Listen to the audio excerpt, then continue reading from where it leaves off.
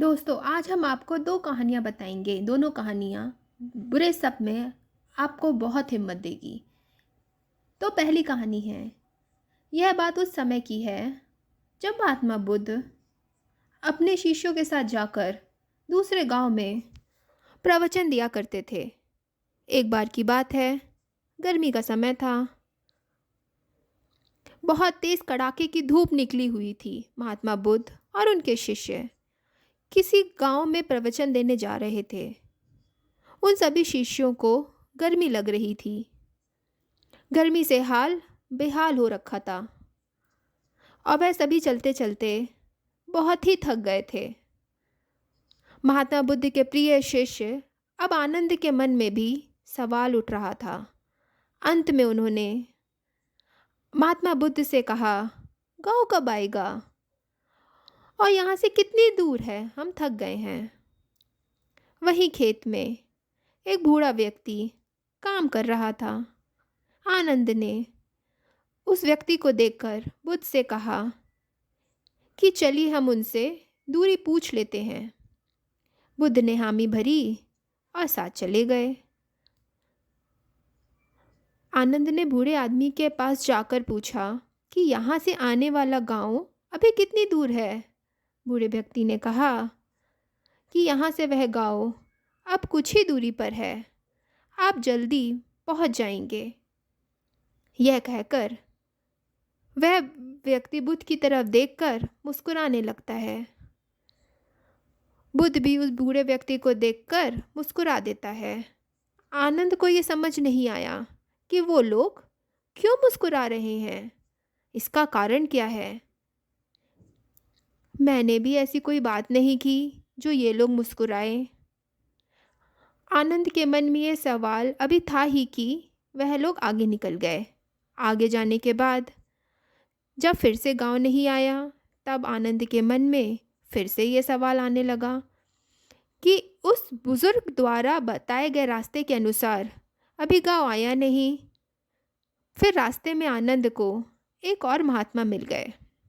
आनंद ने उस महात्मा से फिर वही सवाल पूछा कि आने वाला गांव और कितना दूर है। महात्मा ने कहा कि ज़्यादा दूर नहीं है, बस 2-4 किलोमीटर ही दूर है।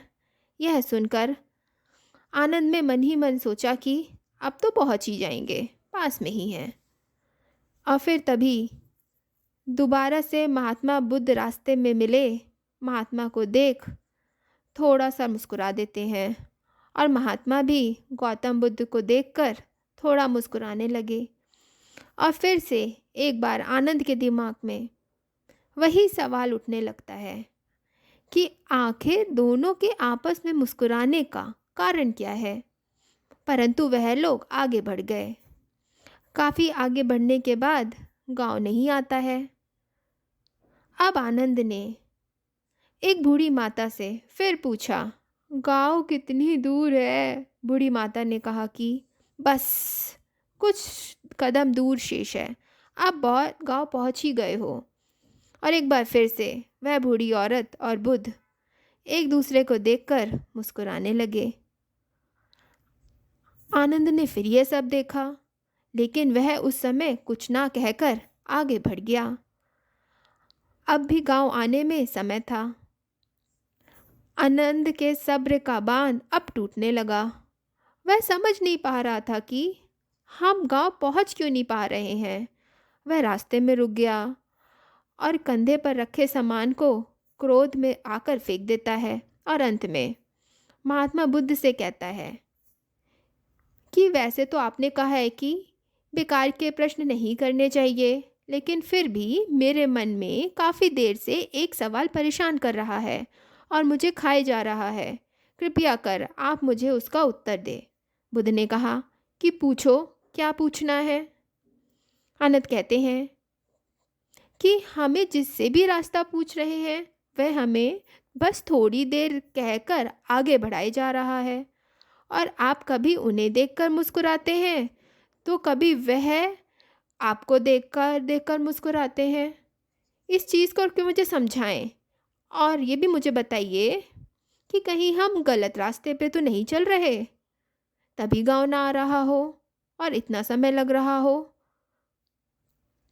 बुद्ध आनंद की बात सुनकर कहते हैं, आनंद, हम बिल्कुल सही रास्ते पर जा रहे हैं और जिस रास्ते से हम गाँव जा रहे हैं वहाँ के लोग मुझे जानते हैं, क्योंकि मैं पहले भी इस गांव में जा चुका हूँ और मुझे इस राह की दूरी भी पता है और यहाँ के लोग भी यह बात जानते हैं। इसलिए वो लोग फिर से मुझे जाते देख पहचान कर मुस्कुरा रहे हैं। और जिस तरह हम लोगों को उनके लक्ष्य प्राप्ति के लिए उन्हें उपदेश देते हैं और उन्हें अपने जीवन के पथ पर सफलता हेतु निरंतर चलने को प्रेरित करते हैं, ठीक बिल्कुल उसी तरह राह में मिले हर एक व्यक्ति हमें हमारे कार्य पथ, हमारे मंजिल की ओर निरंतर बढ़ते रहने का उपदेश और राह देते जा रहे हैं, ताकि हम अपनी मंजिल तक सही समय तक पहुंच सके।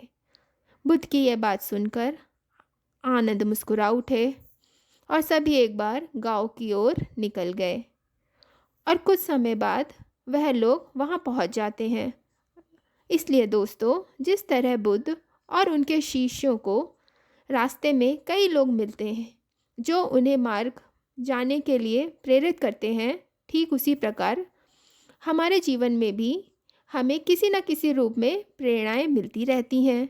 बस फ़र्क ये है कि हम उसे पहचान पाते हैं या नहीं।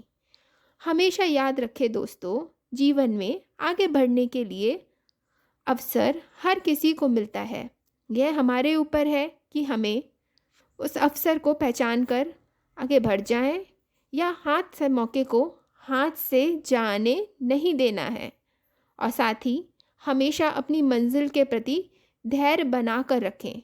बेशक उसे मिलने में समय लगे, कठिनाई का सामना करना पड़े, लेकिन एक ना एक दिन वह मंजिल ज़रूर मिलेगी। और जब हमें उसे प्राप्त कर लेंगे तो सभी मार्ग से मिले कठिनाइयों को भूल जाएंगे और उस जीवन की खुशी को महसूस करेंगे। इसलिए धैर्य और शक्ति बनाए रखें। यह सफलता की सबसे महत्वपूर्ण और बड़ी कुंजी है। दोस्तों, दूसरी कहानी है, बहुत समय पहले की बात है। महात्मा गौतम बुद्ध जब भी भिक्षाटन के लिए जाते थे तब आम लोग तब उन्हें भिक्षा में अनाज तो देते थे, या जिसका जो सामर्थ्य होता था वह अपने हिसाब से उन्हें भिक्षा देते थे। और साथ ही यदि किसी के मन में कोई सवाल होता था तो वह बुद्ध को रोककर उनसे पूछ लेते थे। एक बार ऐसे ही महात्मा बुद्ध भिक्षा लेने के लिए एक गांव में गए। उस गांव के लोगों ने उन्हें भिक्षा दी। तभी एक व्यक्ति वहां पर आया और बुद्ध को भिक्षा देकर कहा, प्रभु, मेरे मन में एक सवाल है जो काफ़ी समय से चल रहा है, मुझे आपसे उससे उत्तर चाहिए। बुद्ध ने कहा, पूछो। उस व्यक्ति ने कहा, हम सभी के जीवन में सुख दुख उतार चढ़ाव लगा ही रहता है। हम सभी अपने जीवन की उलझनों में इतना उलझे रहते हैं कि उसे करीब से समझ ही नहीं पाते, ना जीवन जी पाते हैं, बस दौड़ते भागते रहते हैं अपने घर की जिम्मेदारियों के प्रति, अपने सपनों के प्रति। परंतु जब हम उसमें असफल हो जाते हैं तो खुद को कोसने लगते हैं। हमें यह जीवन व्यर्थ लगने लगता है। हम लोगों की बातों में आ जाते हैं। हम अपने जीवन की अहमियत नहीं समझ पाते और पूरा जीवन ऐसे ही निकल जाता है और हम अंतिम समय में अफसोस करते हैं कि काश हमने जीवन को सही से जिया होता, उसकी अहमियत समझी होती। क्या आप मुझे बता सकते हैं कि जीवन का सही मूल्य क्या है? बुद्ध ने उस व्यक्ति की बात सुनी और उसे अपने पास से एक चमकीला पत्थर दिया और कहा कि जाओ और इस पत्थर का मूल्य पता करो, लेकिन ध्यान रहे तुम्हें इसे बेचना नहीं है, बस मूल्य पता करना है। उस व्यक्ति ने बुद्ध से पत्थर लिया और बाजार की तरफ निकल गया। सबसे पहले वह एक फल वाले के पास गया, आम बेच रहा था। उसने वह पत्थर उस फल वाले को दिखाया तुम इसका क्या मूल्य दोगे? फल वाले ने चमकीला पत्थर देखा, उसे पसंद आ गया। उसने कहा, मैं इसके बदले तुम्हें 12 आम दूंगा। यह सुन व्यक्ति आगे निकल गया और एक बार सब्जी के ठेले के पास गया और उसे चमकीला पत्थर दिखाकर उसकी कीमत पूछी। सब्जी वाले ने उसे देखकर कहा, यह तो बेहद चमकदार पत्थर है। मैं इसके बदले तुम्हें एक बुरी आलू दूंगा। तुम मुझे ये पत्थर दे दो। व्यक्ति यह सुनकर फिर से आगे बढ़ गया और एक बार एक बड़ी अनाज की दुकान पर गया और उसे उस पत्थर को दिखाया। दुकानदार पत्थर को देखकर कहता है, यह इतना प्यारा पत्थर है, मैं इसे रख लेता हूँ और इसके बदले तुम्हें 5 अनाज की बोरी दूंगा। व्यक्ति 3 जगह घूम चुका था। उसे हर जगह इस चमकदार पत्थर की अलग अलग मूल्य को जानकर हैरानी हो रही थी। इन्हें इसमें ऐसा क्या दिख रहा है? उसके बाद वह व्यक्ति एक सोने चांदी के व्यापारी के पास गया और सुनार को पत्थर दिखाया और उससे उसका मूल्य पूछा। सुनार ने पत्थर देखा, तुम मुझे ये पत्थर 20 लाख में बेच दो। वह व्यक्ति सुनकर हैरान था कि एक पत्थर की इतनी कीमत। उसने सुनार को बेचने से मना कर दिया। सुनार ने फिर कहा, लाख में बेच दो ये पत्थर। व्यक्ति ने फिर भी कुछ नहीं कहा और इतनी कीमती जानकर एकदम आश्चर्यचकित था। उसके मन में कहीं ना कहीं लालच भी आ रहा था उसे बेचने के लिए, लेकिन उसे बुद्ध की बात याद थी, इसलिए उसने वहाँ ये जताया नहीं। फिर सुनार ने खुद कहा, तुम ही बता दो इसकी क्या कीमत लोगे। उसने कहा, मुझे माफ़ कर दो, मेरे गुरु ने इसे बेचने के लिए मना किया है। और यह कहकर वह आगे चला जाता है।